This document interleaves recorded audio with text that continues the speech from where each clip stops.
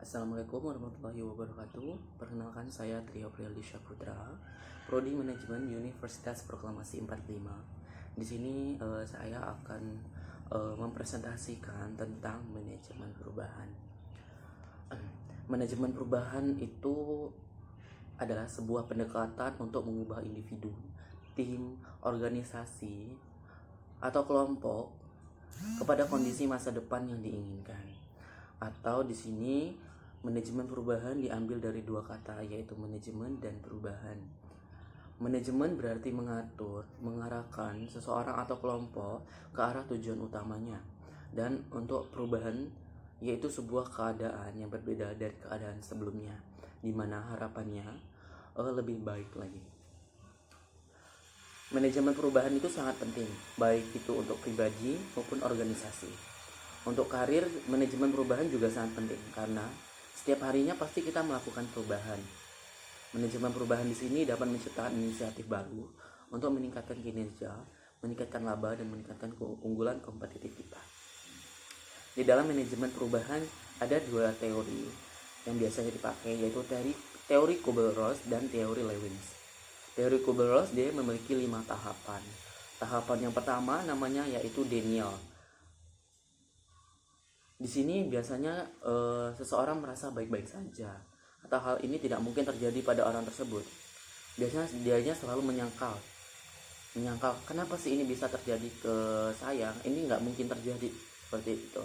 Penyangkalan tersebut biasanya merupakan sebuah pertahanan diri untuk di tahap Daniel ini. Terus tahapan kedua namanya Anger, atau biasanya tahapan Anger biasanya kita kenal dengan arti itu marah berarti ya. Nah, di tahap ini individu akan menyadari bahwa ia tidak dapat menyangkal lagi. Biasanya kondisi dalam keadaan marah pada diri sendiri, atau biasanya menyalahkan orang lain atau marah kepada orang lain. Kenapa sih hal ini bisa terjadi? Terus siapa yang harus bertanggung jawab, atau siapa yang harus disalahkan? Seperti itu untuk tahap Anger. Untuk yang ketiga, tahap Bergening. Tahap Bergening ini bisa disebut juga tahap tawar-menawar. Tahap ini melibatkan harapan supaya individu dapat sedemikian rupa menghambat atau menunda sebuah permasalahan itu. Tahap ini juga dikenal itu ya sebagai tahap tawar-menawar. Terus tahap keempat itu namanya Depression atau tahapan puncak.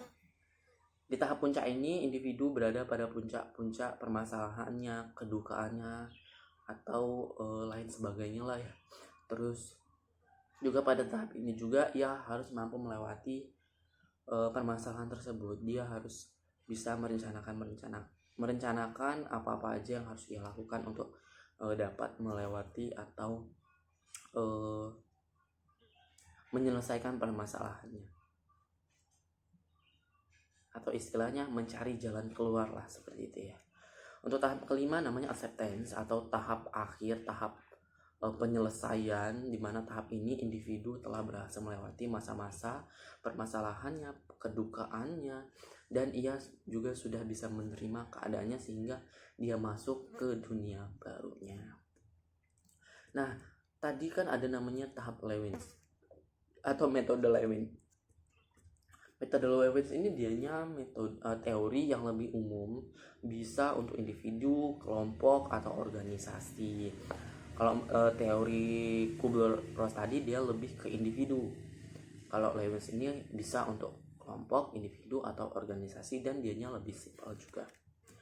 Untuk teori Lewins dia ada 3 tahapan. Yang pertama namanya unfreeze atau tahapan mencairkan, menelaah dan memahami status quo keadaan, meningkatkan dan menekan faktor-faktor yang menguatkan untuk melakukan perubahan, mengurangi faktor yang bersifat resisten terhadap perubahan tersebut.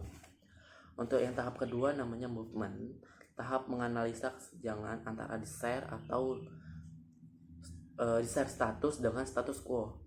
Untuk yang ketiga yaitu tahap rephrasing, tahap perubahan yang terjadi atau yang diharapkan sudah terjadi atau sudah tercapai sehingga perubahan tersebut harus diperkuat dan dipermanenkan.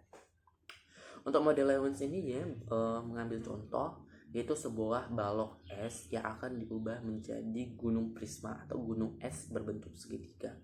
Di sini terlebih dahulu dia mencairkan dulu atau mengambil teori dia menggambarkan es tersebut harus dicairkan dulu, baru nanti diubah dengan proses-proses nanti untuk tercapai ke gunung es tersebut. Nah, seperti itu sedikit penjelasan mengenai manajemen perubahan, tentang apa itu manajemen perubahan, pentingkah manajemen perubahan untuk karir kita ke depannya, terus model-model dari Kubler-Ross dan model dari Lewins juga. Ya, saya akhirin untuk presentasi kali ini. Assalamualaikum warahmatullahi wabarakatuh.